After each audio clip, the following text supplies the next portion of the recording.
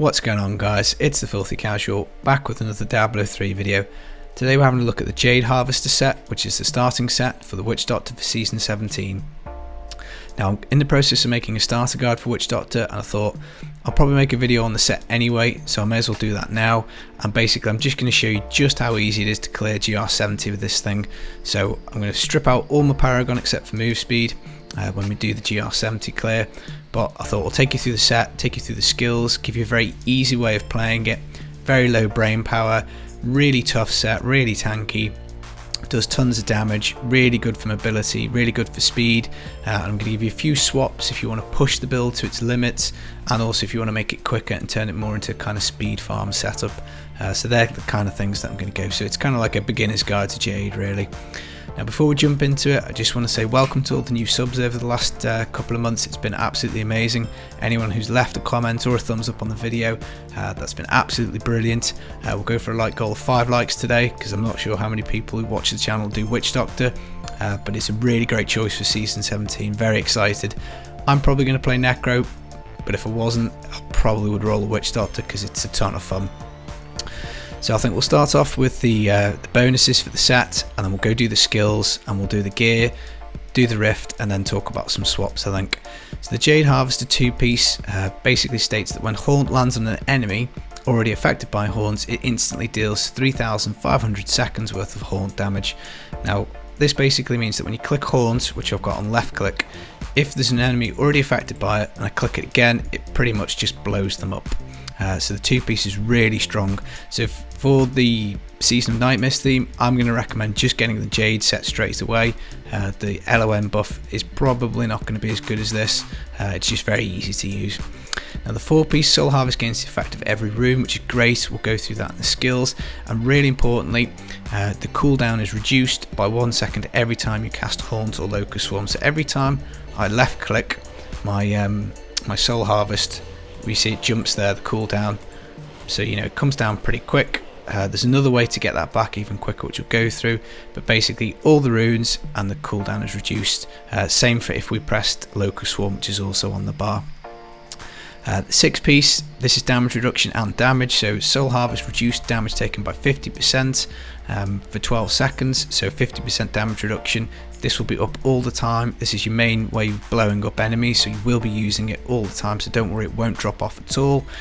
And also it will instantly deal 10,000 seconds worth of remaining damage for your damage over time effects.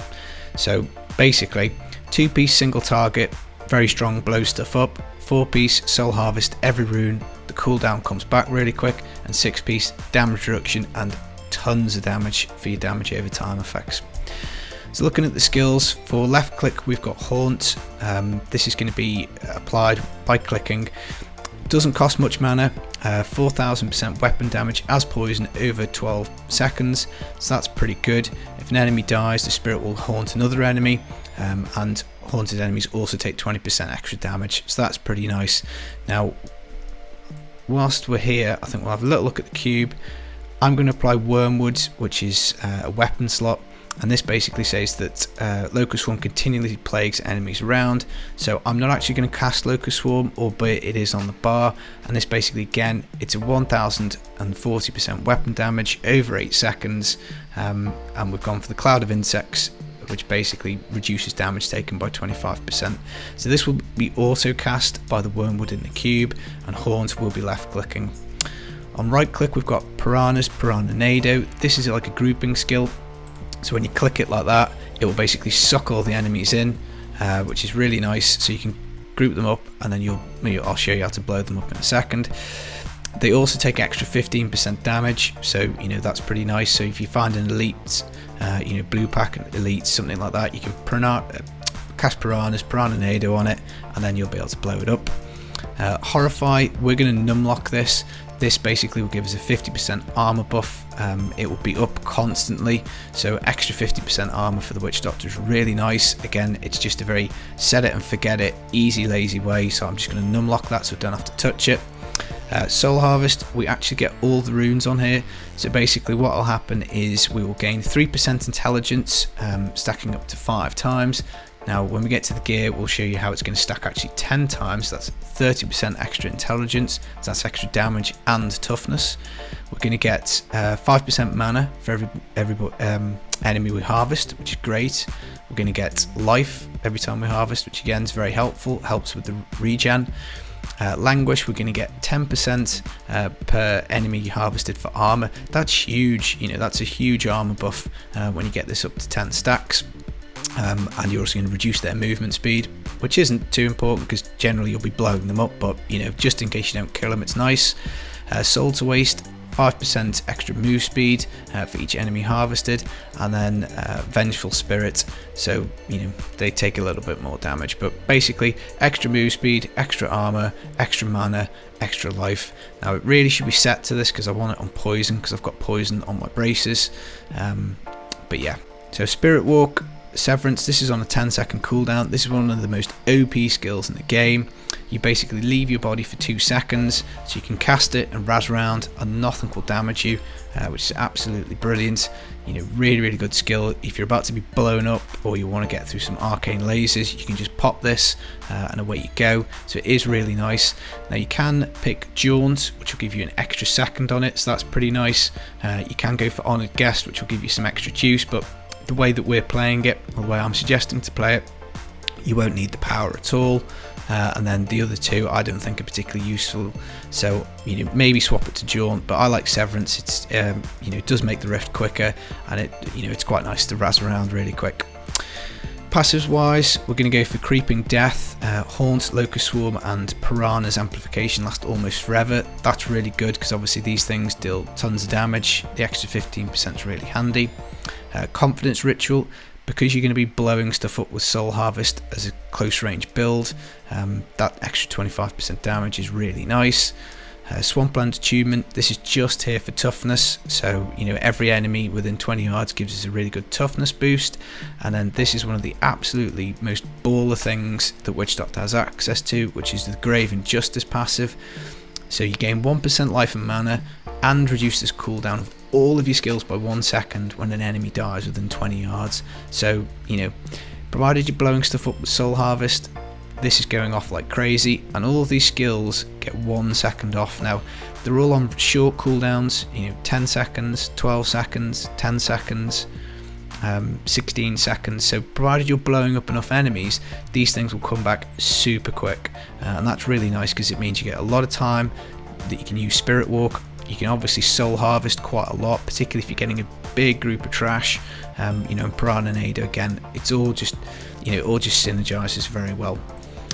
So if we have a look at the gear, we'll start with the cube. As I said, Wormwood, this just auto casts Pestilence. It just makes it so easy. I've only got to worry about clicking Haunt and clicking Soul Harvest. So really, its mobility is on this skill here. Left click to cast Haunt, then this to blow them up, and then Piranha and Ada if I want to group them. Also in the cube, the Quetzalcoatl, this basically means that Locust Swarm and Haunt deal the damage in half the normal duration, so it's a really big power jump, so that's a really cool item to get. You know, buffs your damage quite a lot. In the cube I've gone for the Ring of Emptiness. This is pretty much essential, 300% extra damage to enemies that are affected by Haunt and Locust Swarm. So with Wormwood also casting Locust Swarm, it basically means that it's just very easy for you to get the Haunt on, get the extra 300% damage. Rest of the gear, Sacred Harvester, this is your weapon. It's a ceremonial knife. It's very important. It's going to give you double Soul Harvest stacks, so 10 extra stacks of Soul Harvest. So you know, that's just, it's really important for the extra damage and toughness. Ideal offhand is going to be the Vile Hive. This is going to give you increased damage to Pestilence. As you can see, my roll is terrible. It should be 60%. But then if you look at the Pestilence rune, this is what we get. So Locust Swarm has a 100% chance to jump to 2 additional enemies. Not only is it being auto cast, it's jumping around like crazy. So when we go into the rift, you'll see it just, the poison just goes everywhere and touches everything, which is really nice. Ring wise, I've gone for Unity. This is for extra toughness. You could put Convention of Elements here. You know, doesn't really matter, but I've just gone for the toughness just to show you how easy it is to clear the GR70, so you know, not maxing out the damage there. Lacumba's Ornament, these braces are really handy, 6% damage reduction per stack of Soul Harvest. With the Sacred Harvester we get 10 stacks, so that's a 60% DR, so you know they're one of the first items I would be trying to get once I do get to 70. Belt, we've gone for the Haunting Girdle. Haunt releases 1 extra spirit, that just makes it even easier to haunt stuff and then blow it up with Soul Harvest.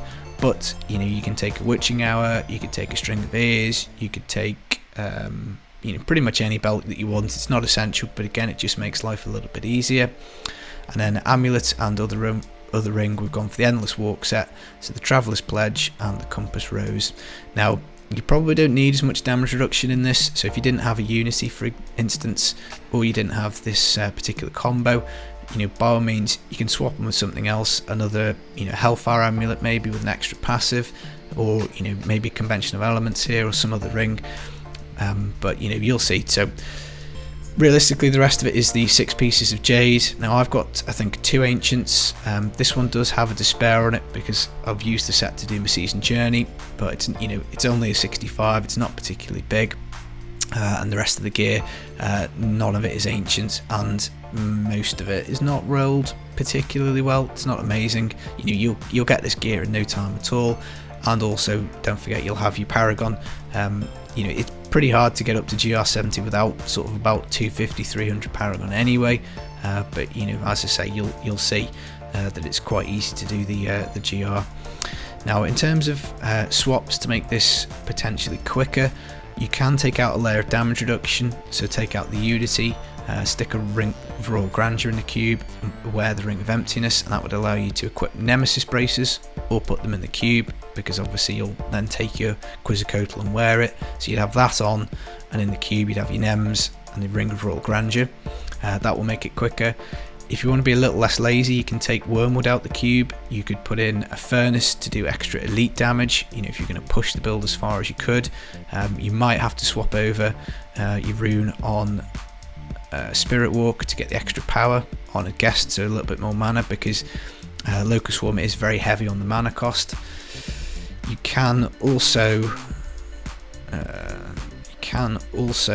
do another swap for just normal rifts. You can put on your Gold Wrap and Boon of the Hoarder, so you'd be taking out your Esoteric Alteration here, and that will give you enough toughness to do, you know, regular rift content.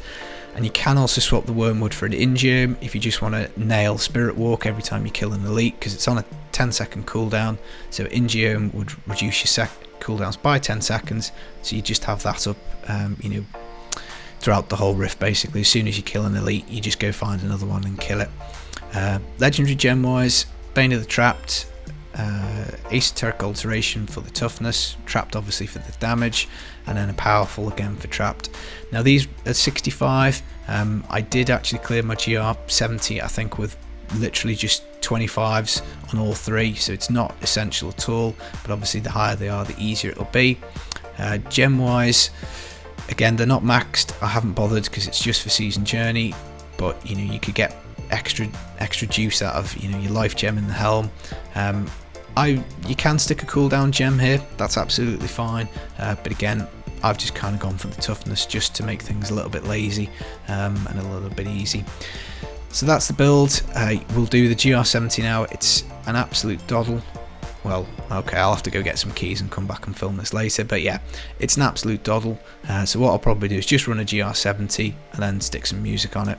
So guys, I hope you've enjoyed the build. It's a fun one to play. It's a really great set to start with. It's a lot of fun, tanky, quick, powerful. You know, gives you good opportunity to gear into anything else that you want. So hope you liked the video. If you have, leave a thumbs up, leave me a comment, come back, see me soon, and I'll see you for the start of season 17. I've been the Filthy Casual. Catch you in the next video. Peace.